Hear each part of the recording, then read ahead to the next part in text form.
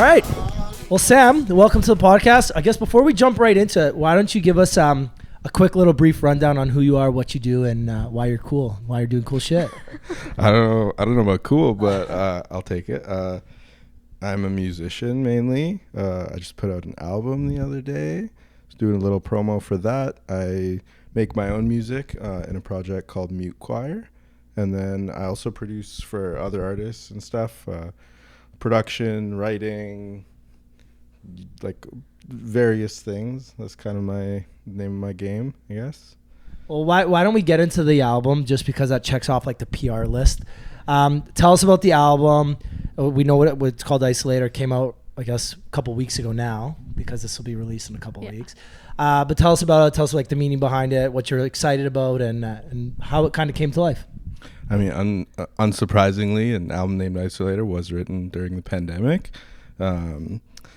Honestly, it's kind of a dark record. Like at the time, I was just, even aside from the actual pandemic isolation stuff, just like dealing with depression and anxiety and stuff like that was kind of at an all-time high for me. Found myself like isolating from friends and people around me, not for really good reasons. Sometimes when you're in that dark space, you kind of you self-sabotage kind of. Ooh, yeah. So I wrote this kind of negative album, to be honest, but as a means of sort of like therapy, of as opposed to like living it out and seeing where this cycle leads. I was like, why don't I just sort of write this fictional story of if I follow this cycle of what I was dealing with and give in to sort of the negative sides of stuff, where that would go. So I guess it's sort of a cautionary tale, and it was really therapeutic. Like at the end of it, let a lot of emotions out, and you get to sort of deal with those emotions, because to put them on the page in a coherent song, you have to kind of make sense of it.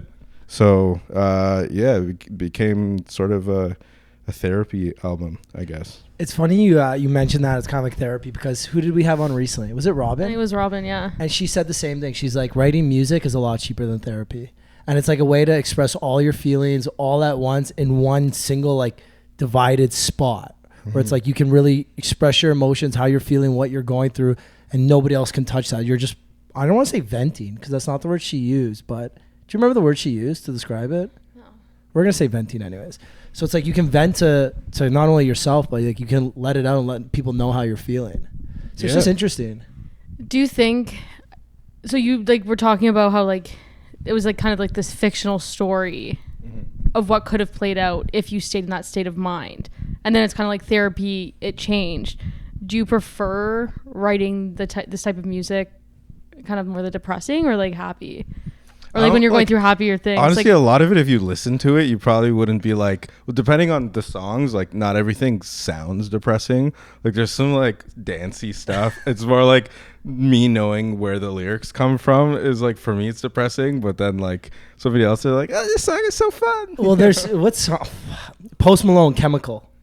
Are you guys fans? Well, you are. Actually, I heard that song on like a mood booster playlist the other day. So, okay, it is like, I sing that song like so happy all it's summer so sad, long. Though. And you listen to the words like, this is the most toxic song I've heard recently. Like this song is literally about a toxic relationship and how like this person's like their drug. Well, I think we just talked about this too with Happy by Marshmello.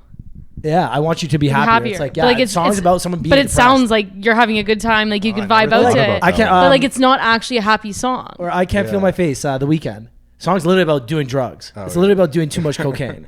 And you're just like, how like, and I would be singing that like happy-go-lucky with my mom in the car. I can't feel my face. Meanwhile, it's literally about just like railing lines. Like the most ridiculous thing. Yeah, his whole vibe is kind of like that. I feel like The Weeknd's vibe is like threesomes. No, that's like Drake. That's like Drake.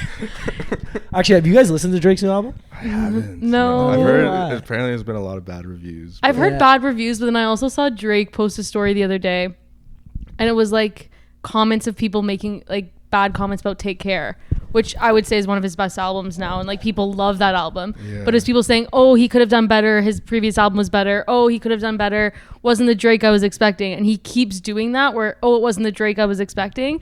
And then like 5 years down the line, people are absolutely obsessed with him, obsessed with that album, and it just kind of, so I don't know. The standard that you have to live up to when you're at that level is just insane. Like, you're never going to make everyone happy. And just honestly, there's so many good artists that I love that first listen, I was like, what is that? Like who?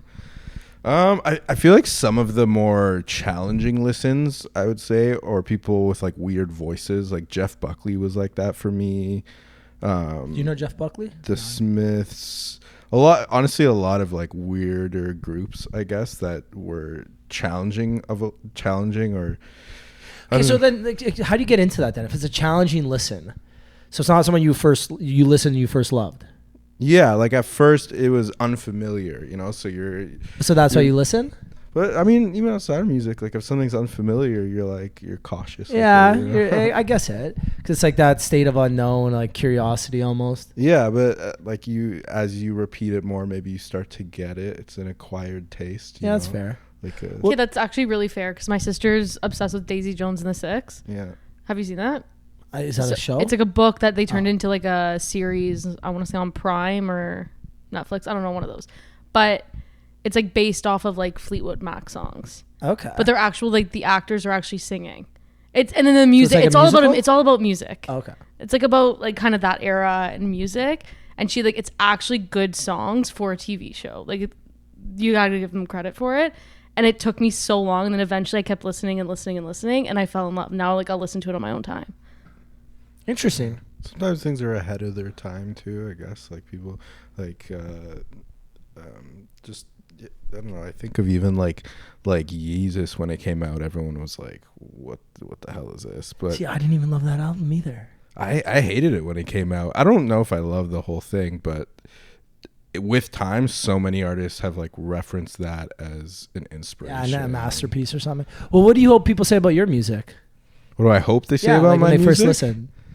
I hope that it keeps them on their toes, I would say. Like for me, I get really bored easily with my own music. So I'm always trying to like surprise myself and do something that catches me off guard and makes me go, ooh. So I just picture you in the studio like, ooh, I like that. That was different. Yeah, I hope that's their exact reaction. You know. Well, what's your like writing process like? Do you produce your own sounds? Yeah. So you produce, write, sing?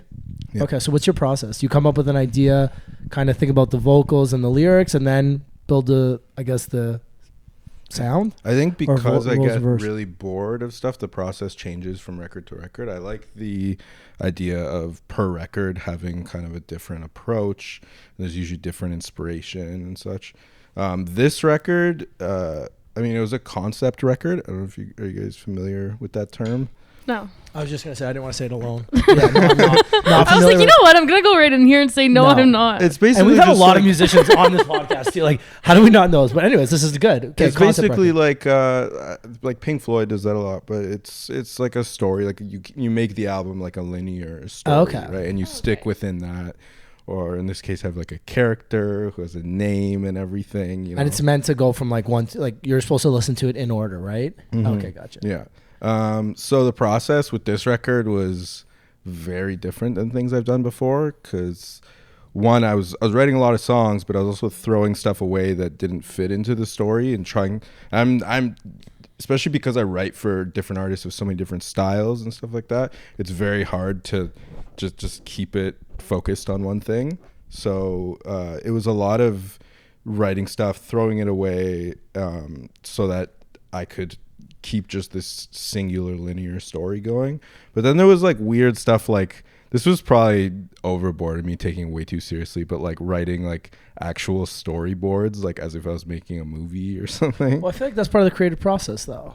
Like everyone's got their own different creative process. It's kind of like a mood board. Yeah. Like, you know, at the beginning of the year when people are like, hey, I'm going to make my mood board right now. Like that's like kind of your mood board, just like visualizing it. Yeah. Wait, you make a mood board every year? No, not me. I was just saying, I don't either. I don't, but some people do. Some girls do. So random. Tumblr was all the rage back in the day. Board. Pinterest is a mood board. Pinterest is a mood board. Okay. It's like visualizing the actual words. Yeah. So it was stuff like that, and just cool titles, or when you're having a conversation with people. When you're having a conversation with people, just like, you know, somebody's saying something and then they say something is cool and you kind of sneak off and you're like, oh, that might be cool for this idea. Do you write like notes on your phone a lot? Yeah. Because that's one thing too. Like who was it? Actually, Robin again recently. So I just referenced her because we had her on the podcast like 2 weeks ago. But I think we were at the bar after this podcast and I think I saw her like writing notes in her phone. I was like, well, just like a little inspiration. Like if you see good words that line up together, someone says like a few good words in a string or like in a row or something that sounds good, they'll write it down because that gives them inspiration and stuff. Yeah, if I suddenly have to go to the washroom, I'm likely like humming some voice memo into my phone or something, you know. I love that. Imagine like new bangers written into my bathroom. That'd be cool. The coolest thing to happen in this condo. Come out with a song called Pals in like 2 Pals, months. yeah, I'd love that. I'd love that. Okay, this might be like a stupid question, but did you like... No stupid questions. Did you write the album like top to bottom? Like, does that make sense? No. So like just like, and then you just like... the order kind of at the end. I knew like what the order was going to be of the story, but I didn't necessarily write it in that order. No. So certain things came at different times, or some things weren't even written with that intention, but I was like, oh, they can kind of fit into that, you know. Was there ever anything that you wrote for someone else, but then you ended up using it for yourself? Oh, I don't know if I can. Well, it doesn't like. It maybe it was the intention. It was supposed to be for someone else, because I'm sure you're just always producing and like writing and. I'd probably more the opposite. Actually, Opposite? Like things where it's like a half idea that just sits on your drive. And actually the other day I had one where I was writing with somebody and I subconsciously wrote something that I had already written, but it was like not a finished idea. It was just like a half song or something. And then near the end of the session I was like, wait a second, I've already written this. But it was cool. I was like, you can have it. That's so funny though, because I guess at some point you've written so many, I guess, songs or like ideas, topics, sounds, whatever, that eventually you're not going to repeat yourself, but there's going to be times where you have unfinished projects that sound similar to things that you're currently working on. Mm-hmm. Sometimes, depending on the process. I mean, a lot of times writing with other artists, I like to go in from scratch and really let them sort of lead the way and get into their tastes and what kind of music they like and start playing guitar or whatever, and then look at them and see if they're like, or if they're like, you know, and base it off that. So that helps keep things fresh. So you're like part of the process. But if you have to be like more of the percentage of the creative ideas, that could happen. Yeah, I mean, I feel like everything is just, we're recycling from stuff that inspires us. Like even, you know, sometimes you'll listen to songs you like and you're like, oh, that's where I kind of like subconsciously got this from there and a little bit of there. Yeah, like a synth or something, a random sound. Yeah, or just like artists that inspire you and your brain kind of like warps it into your own version of what you'd want to hear. Makes sense. Okay, I'm gonna go. What's your biggest inspiration? Like a music, like an artist, or It could be, yeah. What's your biggest like artist? Like, who's your biggest artist inspiration? I guess. Then, like in general, what's your biggest inspiration? Yeah, I don't know that I could just like name a singular artist that's like my biggest inspiration, because again, it changes. I get bored and. Do you have ADD or ADHD? Oh, I have so much ADD. Okay, for sure. You mentioned it like numerous times. I'm like, I don't know if that's rude to ask, but no, not at all. Proud ADDer.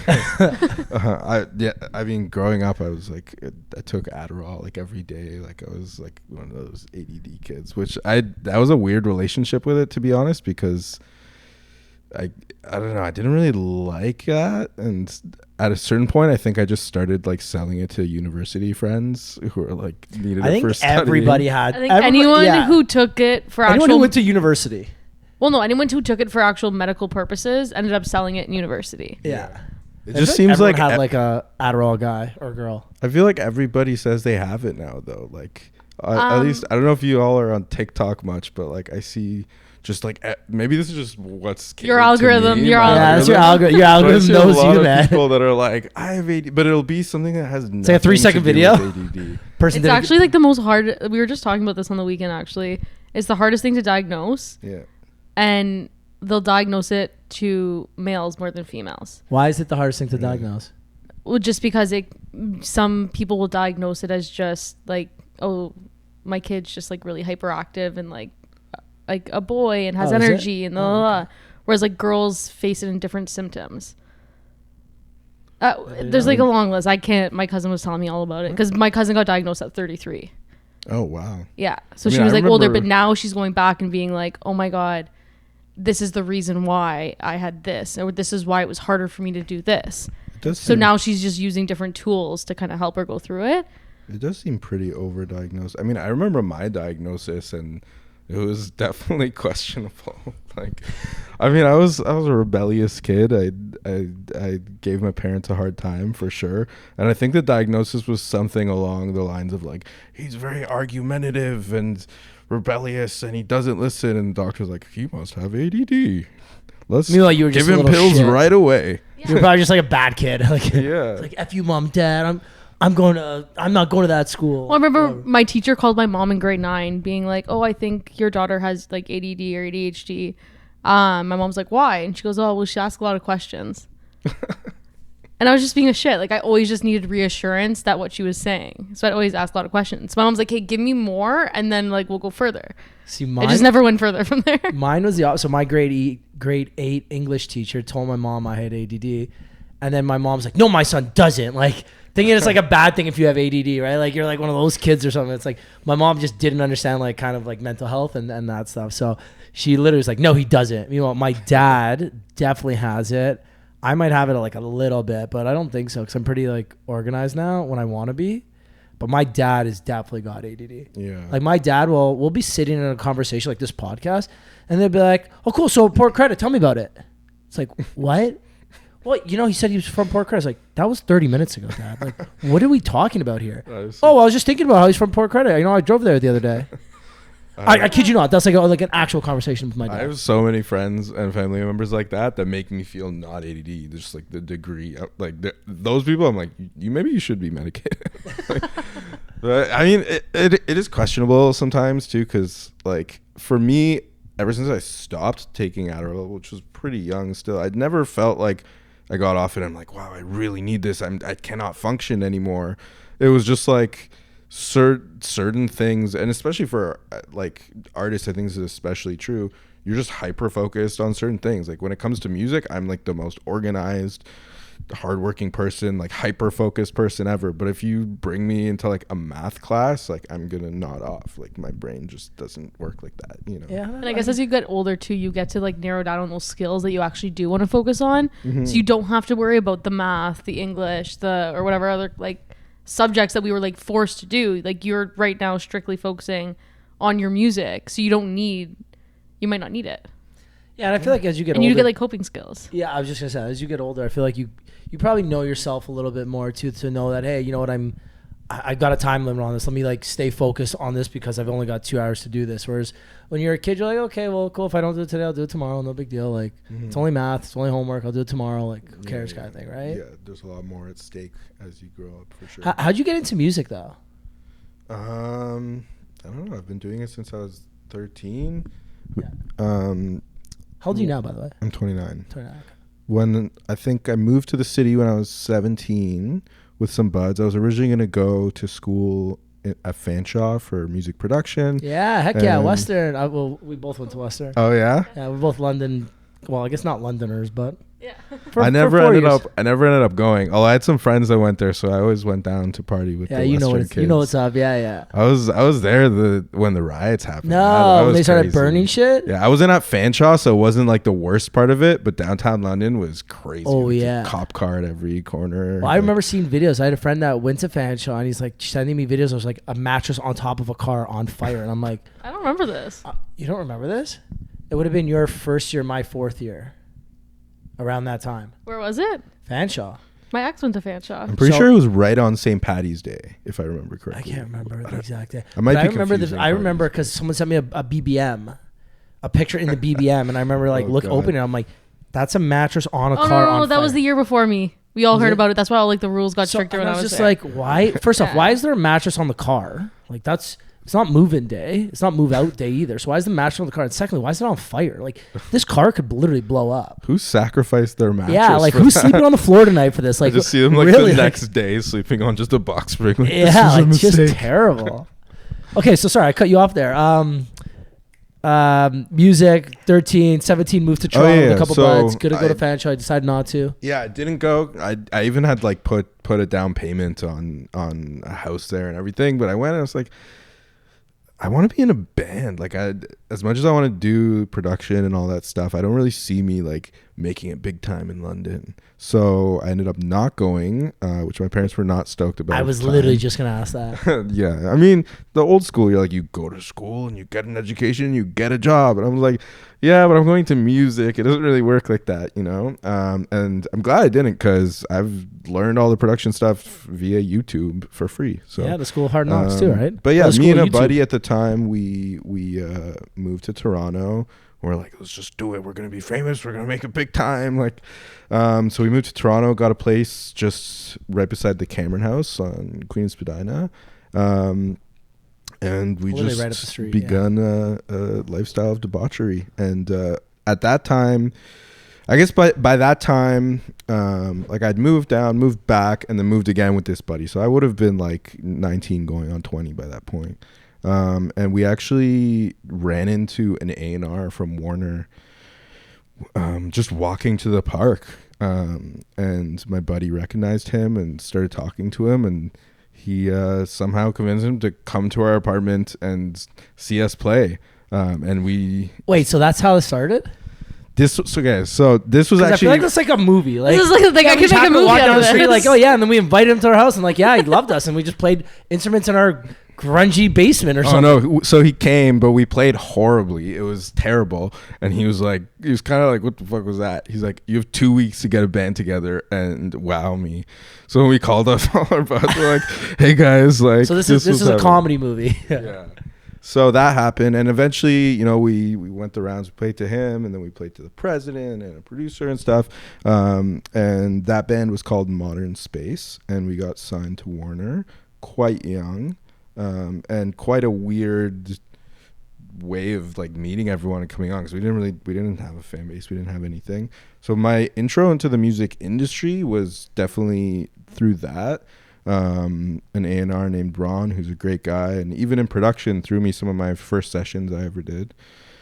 And yeah, we started touring the country. We'd open for the Arkells and a bunch of other cool artists. And yeah, I kind of got my roots through that. And in that band, I was guitar guy. And eventually at a certain point, we're making the second record, and I just really wanted to express myself in other ways, and as a singer, more so as a writer. So I actually parted ways with that band, and then started this group. And that kind of was right going into 2020. And then we went on like our first tour. We played one show in Winnipeg. It was a cross country tour. And then actually, this is the crazy part. Literally 5 minutes before going on stage, we're like, "Hey guys, this pandemic thing is getting really bad. Like, it's looking like the tour is gonna be canceled." And this was, like, nah. I'm thinking it's like, 2 weeks, whatever. But it was weird though, because like nobody in the audience really knew yet. And I'm going up being like, they're about to find out the world's going to shut down after this. And this is like their last outing too. This is like your first show. They're like, I know. They're like, and everything's like done after that. It was hard to like, just like have fun despite it. Cause you're like, the tour is canceled. And driving to Winnipeg is not like the greatest drive. No, man. That's absolutely like, shit. I'm looking forward to BC. That's a 36-hour drive from Toronto to Winnipeg. Yeah. Man, I know, something ridiculous. So that was kind of like, that first band was like multiple years, and then starting Mute Choir kind of led to that moment. Pandemic happened, and I was like, and I put out a whole record into 2022, which making like a 14-song album is not a cheap thing to do. So that kind of sucked, to be honest. But then, yeah, through the pandemic, wrote another record, and then here I am with album 2. It's kind of weird because I feel like it almost feels like I'm starting fresh, even though I'm on like my second album, you know. But that's been sort of my journey to sum it up vaguely. No, but that's a journey though, right? Because like I feel like now that COVID's kind of over, I feel like people forget that. Like I put COVID so far behind me to where I almost just forget that it existed. Like those like a year and a half that year, I was like, I kind of just wiped it from my memory. Yeah. Where it's like, you got to remember that like for someone like you were just like kind of getting going on your career. Now it's like, okay, hold, come back down, start all over again post-pandemic now. But it also changed a lot of people's patterns and like habits. Yeah. So it's also the like a new world way is so different. Like at that point in time, like the label was like your Instagram feed has to be like super aesthetic, and now they're like no artsy shit, just TikToks. Like no one tell cares us about your the favorite aesthetics anymore. sandwich recipe. Yeah, it's like everything's changed. We had an artist on the podcast maybe 3 or 4 months ago. And we posted a whole bunch of like reels, like highlights from the podcast, like just like certain clips. And he messaged me maybe like a month ago, and he's a great guy too. Cruff, shout out Cruff. He messaged me, he's like, hey man, he sent me a voice note on Instagram. He's like, hey man, just like I just gotta let you know I'm gonna uncollaborate from all the posts. Like no disrespect, I had a blast on your podcast. Just like, you know, I'm trying to clean up my feed. The label wants this. Like, I gotta post more of like stuff like that. It just doesn't feed. I was like, man, no disrespect at all. Like I get it. You're an artist. Like you gotta, you know, shape your image. And I get it. So it was just really funny that, because like again, now you see like we had another one of our artists on, Brie Rev, and you know she's doing really well. She's got an album coming out now, and you see her like going through that like social media cycle right now where she's just pumping out so much content because. Yeah. You know, I hate to say the label's going to make you, but I feel like whenever you have an album, the label's like, hey, yeah, get on social media and make sure you promote the hell out of it. It's the only way right now. Nobody really knows how everything works. Like there used to be avenues, you know, there was the Much Music bands and all that. Now everyone's like, go viral on TikTok. Like, yeah, that's stuff it. At the wall, see what sticks. Yeah, make a million TikToks until one goes viral, and then boom, they're your superstar. Everyone's like, every musician I talk to is super stressed by it. Like, you know, I do so many sessions with other writers and stuff like that, and so many of them start with the obligatory like TikTok modern age talk, and everyone's very stressed by it because there's just like a lot on the artist's plate that they have to do. Well, and your job's to make music and to perform music. Your job's, well, I guess now your job also is to make content. Yeah, because and there's a lot of unknown though, and it's so tough. I just feel like it also might not come naturally to everyone, and having to add that, not just your typical promo posts, like adding in the TikTok content or Instagram reels, like it doesn't come naturally, then it becomes inauthentic, and then the fans won't like it. Yeah, there's plenty of people that you can tell they're like making something they hate, and it's forced.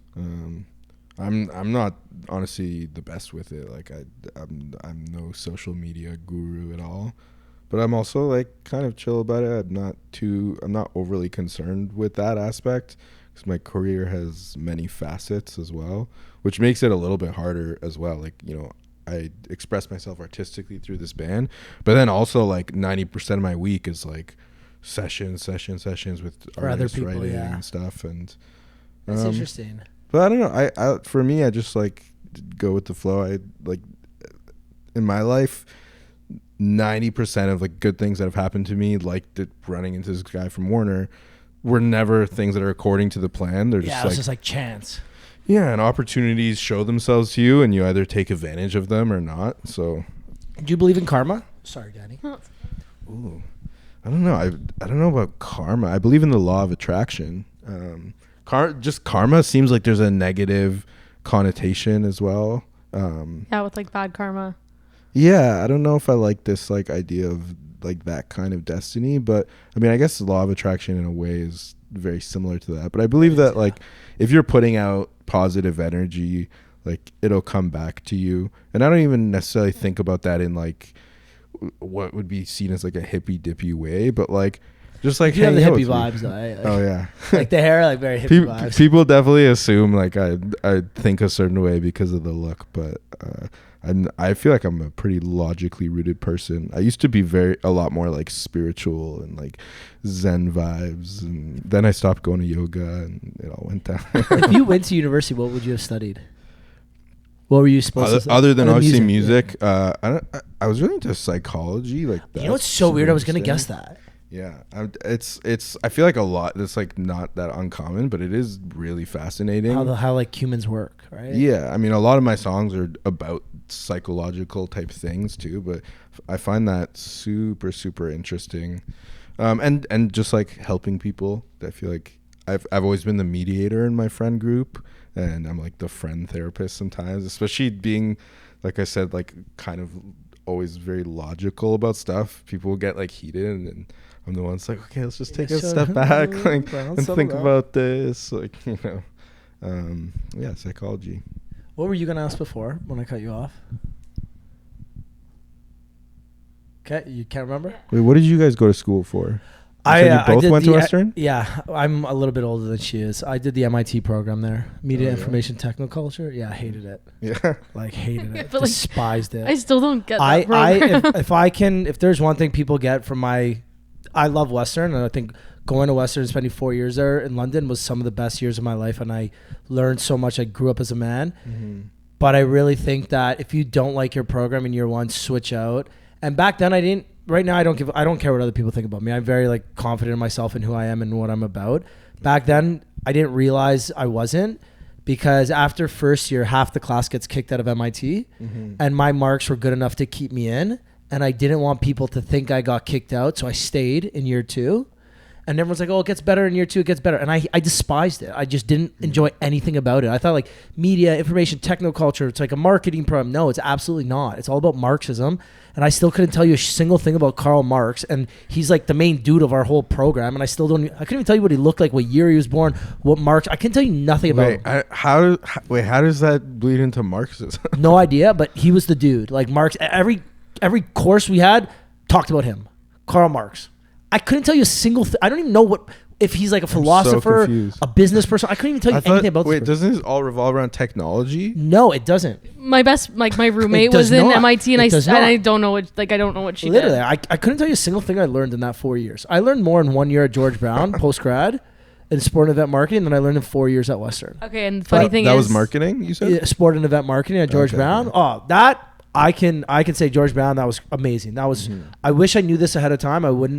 I still would have went to university, but I would have taken like a business or something, like something a little bit more practical in my life, because very applicable to a lot of things. Yeah, it's just like, again, even just basic finance, it's good for, right? Like just understanding numbers is always great.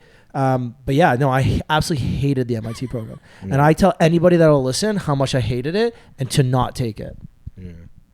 No, I took kinesiology at Western. Oh yeah. But I ended up taking the same post-grad program as Ricky in sport and event marketing. Is that how you met? No. Like he's older. Her best friend is engaged to my best friend. Yeah. Oh. But then I'm actually an accountant now, so I had to go back to school for business credits because kinesiology didn't have that. If you could go back in time and redo Western, what would you take? Now, I don't know if I'd switch it, because initially at that time, I thought I was going to go into like the sports realm. And again, sports medicine, like... That's fair. Like I was applying to like athletic therapy, physio programs. And then I was like, no, I don't want to do that anymore. Let's go into sports marketing. Did I ever tell you Kin was my backup plan at Western? Well, it's a better program than MIT. So this is a little random, but in kinesiology in second year, you get to take like sports as credits. Class. Yeah, I took dance. Yeah, I thought that was so cool. And I'm like, I took bio in first year. But the other classes are hard. Yeah, and I'm like, it's just me in science, like bio, I just don't get it. It's like reading a different language. I can't. But what people didn't realize that at Western, there's like, so first year and second year is really straightforward. It's like you take BA or BS is C. So the science stream, the BA stream. You still have to take bio, but that just like depends if you want to take like chemistry or like calculus, whatever, or like the arts classes. Then second year is basically the same thing, just a bit like more condensed classes. Then third and fourth year, you get to specialize. So like that's why I started taking like sports management classes. And there's different streams through there. But people didn't realize like how many programs there actually is in the singular Kin program. So it's not all science-based. That's fair. I want to ask a random question. So when you were touring, I'm assuming you went to a lot of these like university towns. Yeah. Which one was your favorite?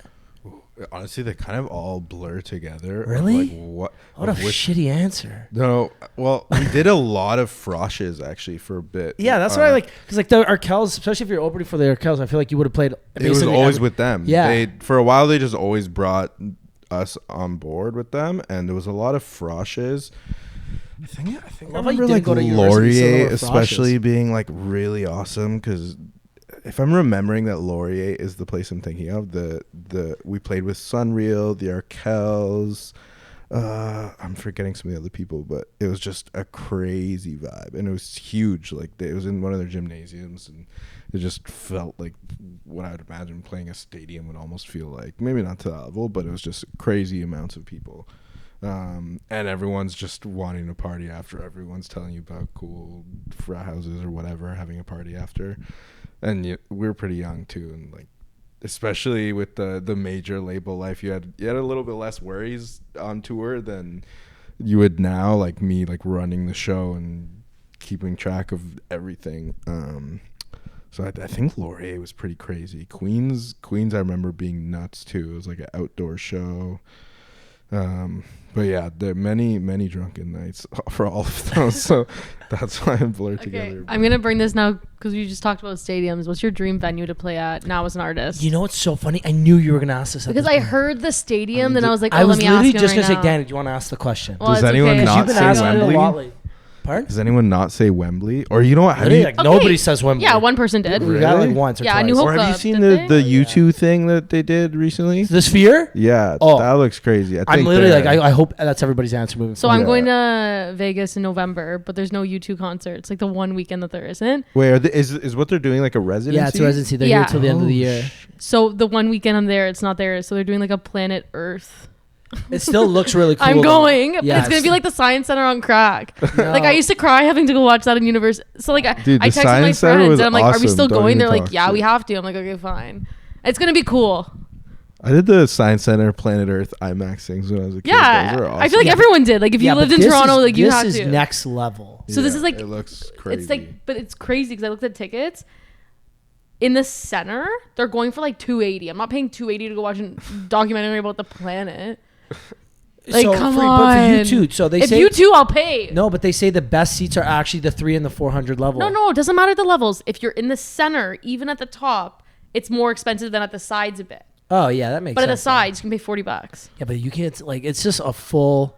Yeah, because they you're say- going high. It's kind of like a Yeah. tennis stadium. You go high instead of this So way. a friend of mine, I was just in Texas this past weekend, and a friend of mine went to see U2 at the Sphere, and they have a medical room just for all the people that faint and get like really sick in there because of like vertigo, and like it's really steep apparently, and with all the lights and everything, people like literally trip out. Like what's it called? Really? So I'm gonna go completely sober. Not epilepsy. Whatever. Anyways, when you see flashing lights and you go like faint because of the flash. Epilepsy. Is it epilepsy? Yeah. Okay, I got it right. Yeah, apparently it's like really bad because again, it's millions of lights. It's basically all lights. Yeah, I don't know why you'd go to that if you. Oh no, I'm so excited. I'm worried that I might trip out because like, again, it's like nothing you've seen before. So great answer. Yeah, I mean, who knows how many of those people will shut up on shrooms or something. Like if I was going to that.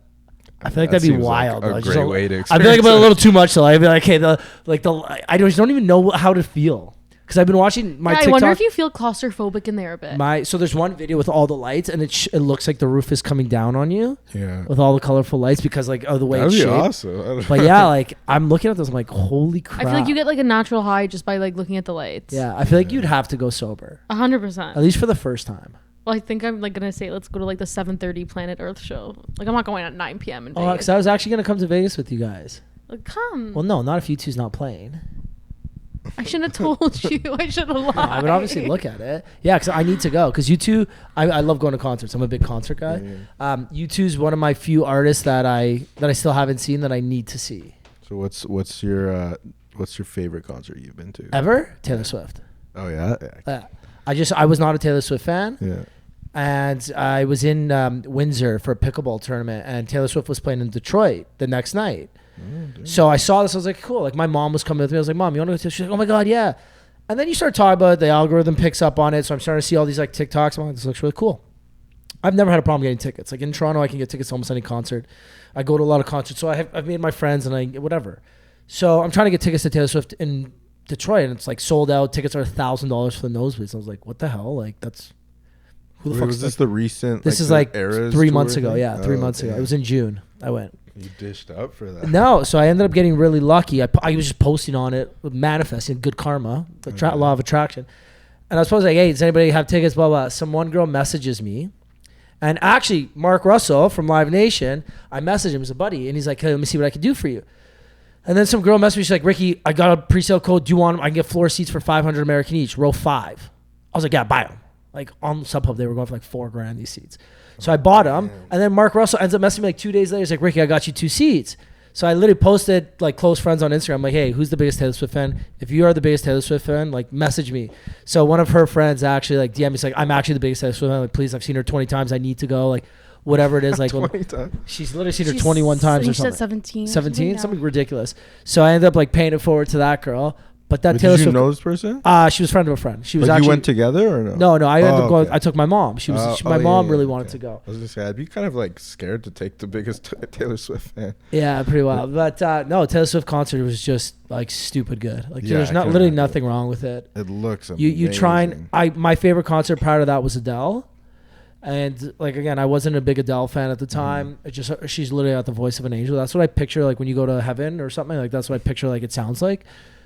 But Taylor Swift, I was at the concert. I'm looking around. I'm like, there's like this can't be better than Adele. Like Adele's like Adele, and I couldn't find a single thing wrong with that concert. Like even the like it was at Ford Field. The drink prices were reasonable. The line for the bathroom for men was non-existent, so I could literally run to the bathroom and not miss a single song. 95% of the people there were but even like the line for the women wasn't too bad. Like she performs for 3.5 hours, plays like 45 songs. She sings, she dances, she doesn't lip sync. She plays the guitar, she plays the piano, she dances. There's fireworks, the backup dancers, literally everything about it was 10 out of 10. Crazy. I have a question for you as an artist, because actually this debate this weekend with my family, we found that like, and you can jump in on this, concert price, the tickets have gone up since COVID.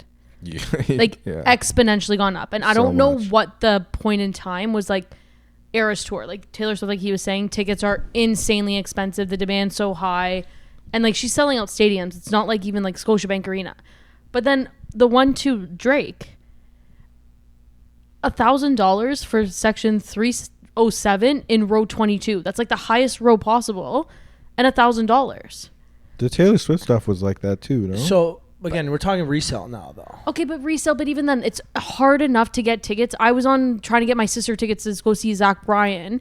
Click the button, gone. Click the button, gone. I was there for all the pre-sales.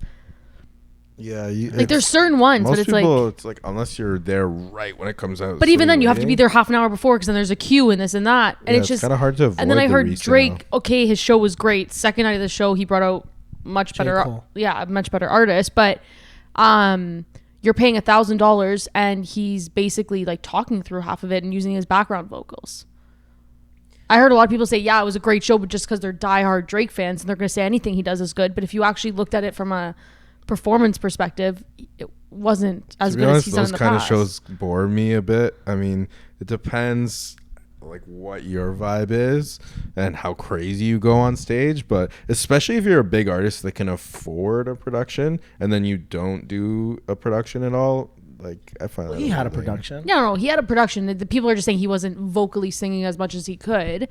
But I just found even like the ticket, it made me not want to go to the concert, because I'm like, hey, these people are paying $1,000 for like the worst seats ever, even $500, whatever.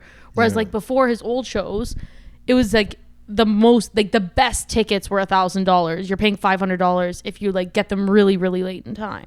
One thing that I found a little shocking, I don't know if this is still a thing or what, I'm assuming so, but I was looking for tickets last September for a band, not very big, a band called Death Grips. They're like a weird band that described a lot of your music taste as weird. This band is very weird, like like unlistenable for most people. So like not like a Taylor. You're shitting on your favorite band here. Not like a Taylor Swift at all, that, you know, there'd be crazy demand, but they're like fairly big in niche circles that there was enough demand, and then the ticket prices went up based on the demand, like a ticket stock market. And I thought that was very strange that they would run it in that fashion. That's interesting. For me, again, I go to a lot of concerts, so I have my kind of plug on tickets.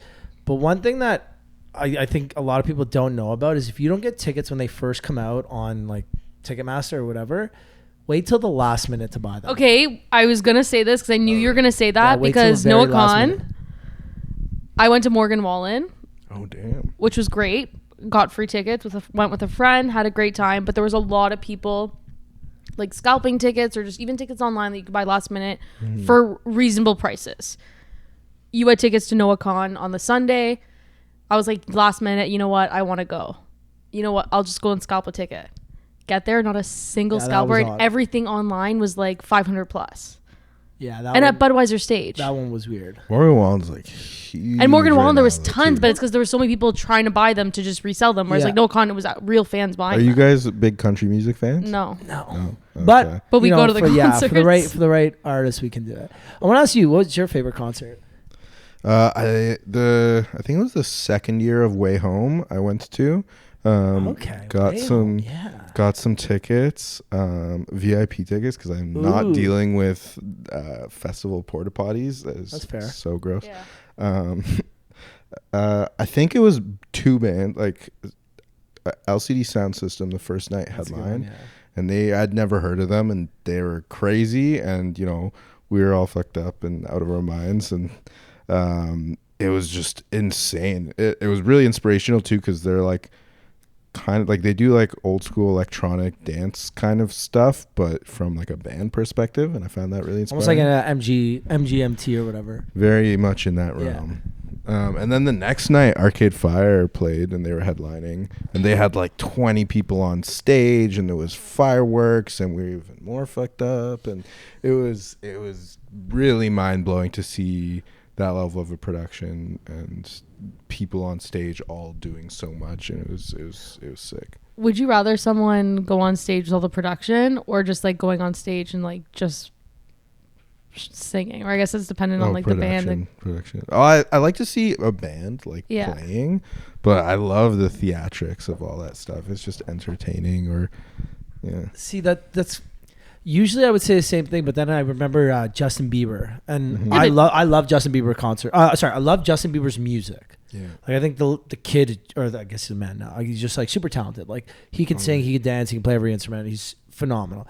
Every concert I've ever been to, it's like a big production. He sings, he dances, but I find like he lip sings too much of it, and I'm not like if I'm paying $500 or whatever the price is for Justin Bieber's. I want to see you sing. Like the dancing is a secondary to your singing. Whereas I feel that he's more. Okay, so I thought about this specifically just because of Justin Bieber, and knew you were going to say that.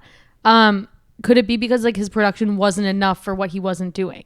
If he had a bigger production to it, like again, yes, his dancers were amazing, but like the lights, the background, the this and that, maybe it would have made it better. Because it's like if you see Dua Lipa, she did a great job, but her production, her singing, the lights, everything just kind of came together.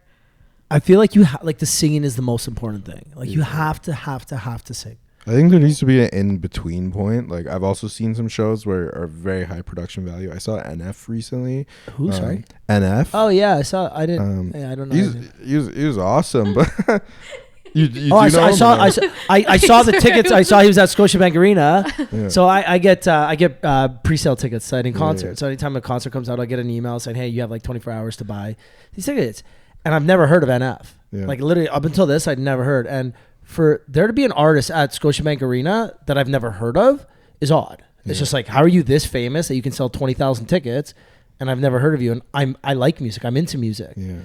And I was like, cool, never heard, didn't know anything about it. So I just Googled, started listening. Okay, not really my cup of tea. I'm too far gone to get into it. But so do I know him? No, but. I actually went because my mom is really into him, and she asked me if I wanted to go, which is weird because my mom's into like Celine Dion, Michael Bublé, and then randomly she's showing me these hard rap songs that this guy does, and so I went. But that was he performed really well, and he's super talented, but it was very like production heavy, not like to the level of a Taylor Swift, but you're just kind of watching it being like, this just feels like the recording. Like I don't really feel like I'm watching a live show. That's one thing I do like about Drake is Drake does he does like rap, and he'll do this. No, so people are saying he wasn't on the weekend. People are saying it was too much of his background vocals. See, rap that's a lot more common in hip hop stuff, right? Like you're basically doing it to a track, but there's also great examples of that going really well. Like, I mean, I saw there's this old Eminem concert, and I forget some of the guests, but there was a few different guest features, but the production would he would leave stage, and then the video that was displaying would, as he's leaving, show him like, it's pre-recorded, but it shows him going behind the stage doing crazy stuff, and like it's Eminem, so he does like weird shit where he puts a gun to his head and all that, and it all kind of played out, but they're still performing. There was a band and everything, but the production, I don't know, that to me that's just like effort, you know. Yeah, I don't know. I feel like when I saw Adele was just basically her, and she's got a couple background But singers. that's her type of music. Yeah. I think it goes hand in I hand don't with know, the kind of like, music. okay, Justin Bieber, he's the like, or Backstreet Boys, or I don't know, like a boy band. Boy bands are the easiest ones because they all dance. If you're a boy band, you basically have to dance, and I don't think One Direction danced. they definitely dance some sort of dance moves. Yeah. I feel like if I'm paying this kind of money, I want to hear your voices, and I want to hear them live, and I want to hear the almost like out of breath when you're dancing, like that real music, that real sound. I don't want to hear the recording. Like if I want to hear the recording, I can just sit in my car and play on my iPhone. Like I want to hear you. I want to hear you live. I want to hear when you screw up that, or you don't hit that note perfectly, or whatever it is, or you hit that note better than it sounds on the record. I want to hear that stuff. So Yeah, I totally I don't know. agree. Maybe it's because I just go to a lot of concerts. Like look at Lainey, one of our favorite concerts we've been to together. That was like they sang the entire time. Some of it's just, I really think it comes down to effort too. There's a Scottish artist, Paolo Nutini. You guys know him? Amazing, like weird? soul singer. No, not at all. But I'd seen him the last time he came to town. And he'll put out an album like every 5 years or something. But he came back to town and he played a lot of the songs that people wanted to hear, but totally like new versions. He changed it up, and some of the versions I didn't like as much, and I was hoping he would play the old stuff. But I also was like kind of stoked that much effort went into like creating a new show that wasn't just what I've already seen or heard, and it was a different experience. Okay, so let me ask you this: you're playing at Wembley or the Sphere in Vegas. What are you doing? What's going to be good about your show? I would love to like Give me your dream performance. Have you guys ever seen the videos of Roger Waters' tour, and he has like the wall and it like breaks it down and stuff?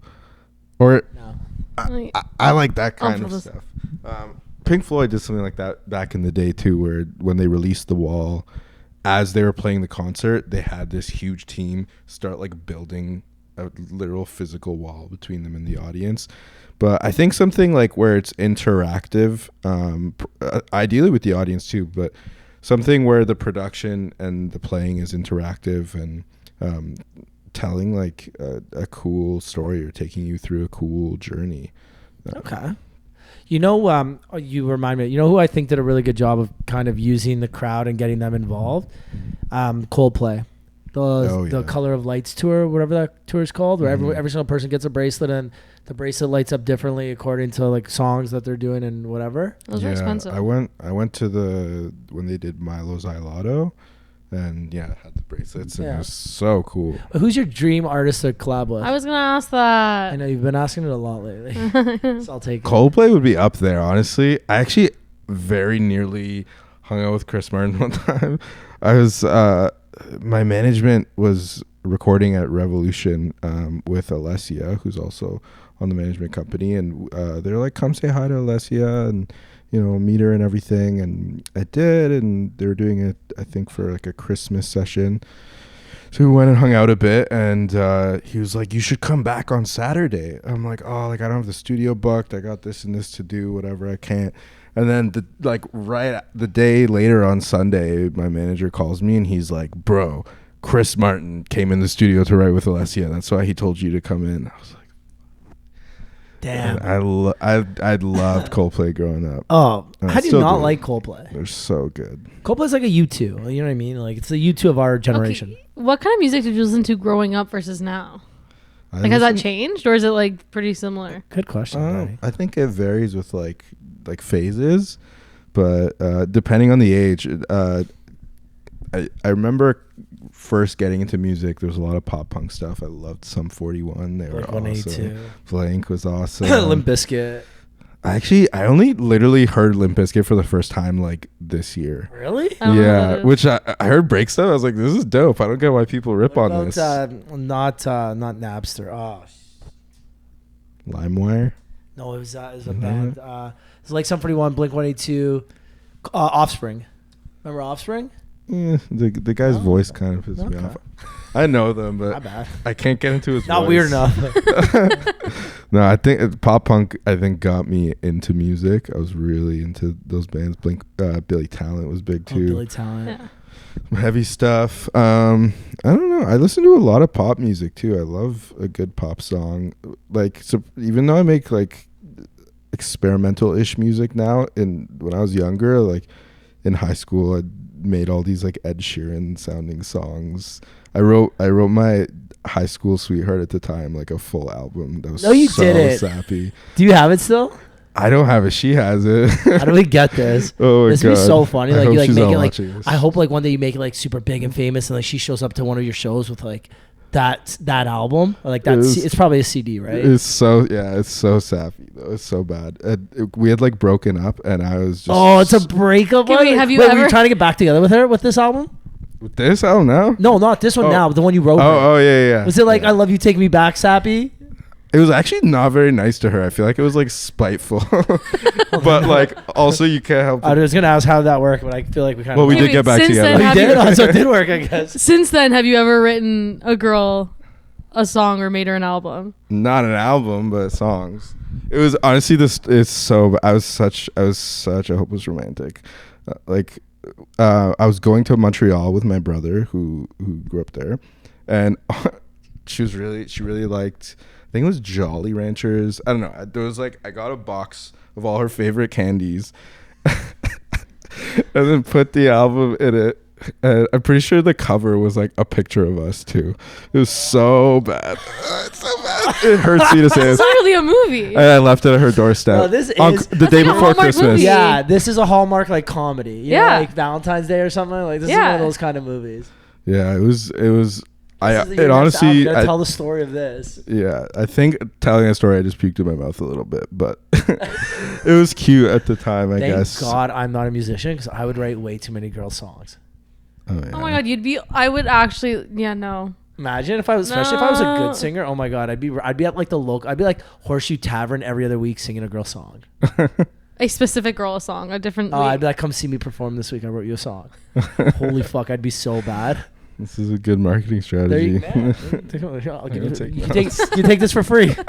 This is your TikTok. This is how you get on the TikTok. I did another crazy thing with that specific high school sweetheart. The first time we hung This girl out, got you good. Holy fuck. dude, I'm surprised that was a relationship that happened because I did so many great. The first time we ever hung out, I had just gotten I was like 16. I had just gotten my license like 2 weeks before. So I'm driving to pick her up in my car. What car are you in? It was. Do you watch The Office? Yeah, of course. It was a Chrysler Sebring, which is. So it's not as bad as like a PT Cruiser, but No, I mean Like it's a kind of a Scots. granny car, but it was like convertible. What Which was color? cool. It was gold.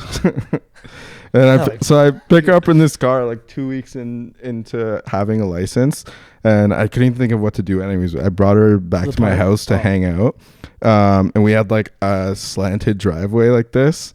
And I pull into the driveway. I'm all nervous. Like I was like a nerdy kid dating this Barbie doll looking girl. I'm all nervous, and I park the car, get out, except I didn't put it in park. And it's so the car starts rolling down this driveway with her in the car. And my one door is open, and the door just hits against a tree and like bends the other way. oh my God. It was so bad. And then This is my parents a- are just this You coming out. still dated her. Yeah, I was like, this is at first, of course, the first thing in my brain wasn't even the car. I'm like, oh, she's not going to want to date me now. Like, my parents are coming out like, what the fuck? It somehow, we ended up This like is literally a dating movie. for You like need a to- while. Your after next that. album needs to like just write a story of your life and then sell this to like a movie. Dude, a I movie was- company. I And movie this is like the next like Netflix. This is the like- next like Hallmark Christmas Yeah, special. but like low key docuseries. Like, Yeah. perfect. No, docuseries. This is a It really could be good like for time. half and half, like fake, real, whatever. Nice like Hallmark. You know, like Ashton Kutcher stars in it or something. Yeah. You know? Yeah, my teen years would be like how to get kicked out as quickly as possible. It's too much crazy shit. I'm glad I got out of my system young though, because like I had lots of friends that are Wait, like, were you on the Adderall when all this happened or no? Probably. Yeah. I'll blame it on that. Blame it on that. Blame it on the prescription meds. Yeah. Well, we're hitting that part now, but before we wrap up, I actually did want to start bringing back this question because we used to ask it all the time. If there was one piece of advice you can give to your younger self, what would it be? Live in the moment, I think. I've spent a lot of time like fixating on the past or having too much expectations for the future and either not living up to that or not being able to let go of something. And the times I felt happiest in my life are when you're just like accepting things.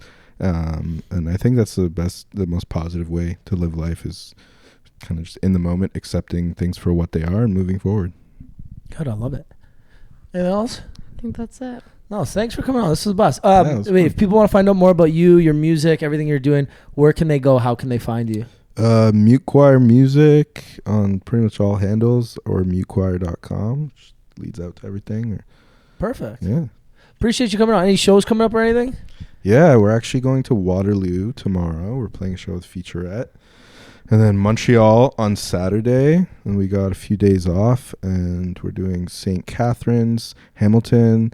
And then we're playing Toronto at the Baby G on the 21st. Oh, unreal. At where? Yeah, at the Baby G. Where's that? I don't know. I forget the location. It's downtown. We'll it's very central. We'll go. Well, when I guess send us the link for the tickets, everything. We'll promote it with the episode too. And yeah, thanks for coming on. This was a blast. Oh yeah. Thanks for having me. And if you made it to the end of this, we appreciate you. Thank you. Give him a follow. Give Danny a follow. Myself, the podcast. You know the drill. And we will see you next week. Peace, guys. You like to drink and to smoke to take away the pain. And I don't remember all of my mistakes and every high. Got alone, no one thing. You're not alright, I'm not alright.